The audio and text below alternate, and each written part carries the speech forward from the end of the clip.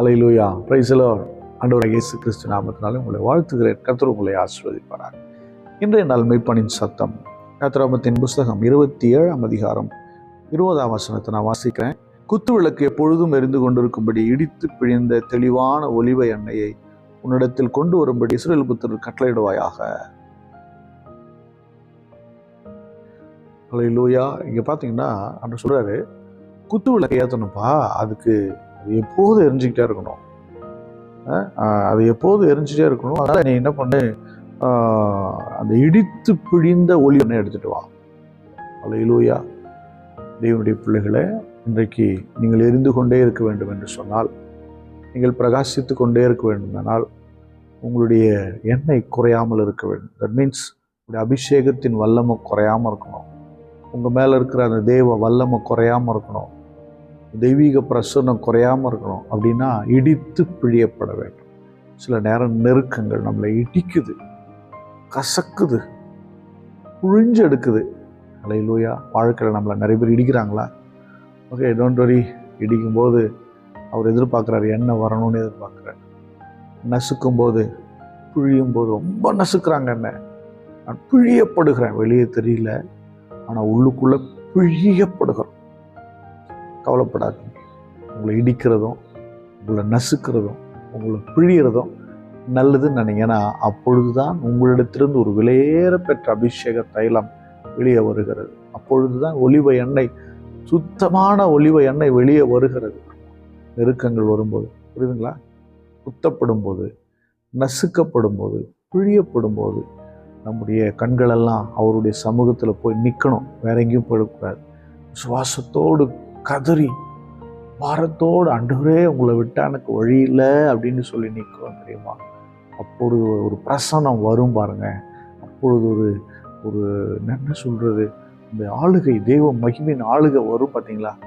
அதுக்கு நிகர் வேற. அதுதான் விலையேற பெற்ற தைலம், அதுதான் விலையேற பெற்ற எண்ணெய், விலையேற பெற்ற அபிஷேக தைலம். அது அப்படியே நிரம்பி வழிவதற்காகத்தான் சில நேரம் கொடுக்குறேன். அந்த எண்ணெயை கொண்டு வந்து எங்கே ஊற்றணுமா? குத்து விளக்கில் அது ஊற்றப்பட்டிருந்தா தெரிஞ்சுக்கிட்டே இருக்கும். எங்கே? ஆண்டுடைய சமூகத்தில். அல்லேலூயா. அநேகருக்கு வெளிச்சமா. அப்படிப்பட்ட அனுபவத்தை நீங்கள் வந்தீங்கன்னா கவலைப்படாதீங்க. கர்த்தர் உங்களை காலம் முழுக்க உங்களை எரிய வைக்க போகிறார். அல்லேலூயா. இரவும் பகலும் அப்படியே உங்களை எரிய வச்சுட்டே இருக்க போகிறார். சாகர வரலையும் நம்ம எரியாமல் போயிட மாட்டோம். சில நேரம் சோர்ந்து போயிடும்ல. இவங்க இப்படி பேசுகிறாங்க, அவங்க இப்படி சொல்கிறாங்க, நம்மளும் வாயை விட்டு நிறைய பேசுகிறோம், வாயை விட்டு வாங்கி கட்டிக்கிறோம்.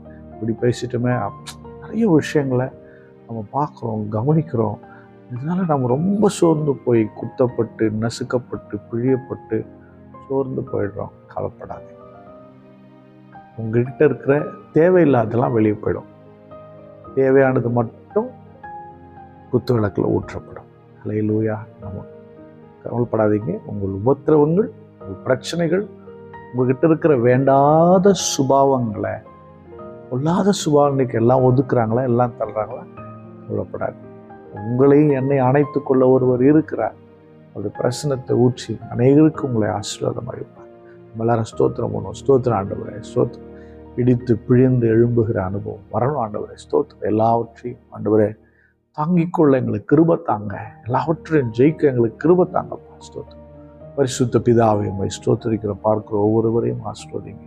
குத்தப்படுதல், நசுக்கப்படுதல், பிழியப்படுதல், அனுபவங்கள் எல்லாம் நாங்கள் கடந்து அந்த சுத்தமான ஒலிவ எண்ணெயை வெளிப்படுத்த எங்களுக்கு கிருபை செய்யுங்க. நிறைய நேரம் கோவப்படுறோம், வீழ்ச்சியில் அடைகிறோம். ஆண்டவரே, மிக கடினமான வார்த்தையில் நாங்கள் உபயோகப்படுத்திடுறோம்.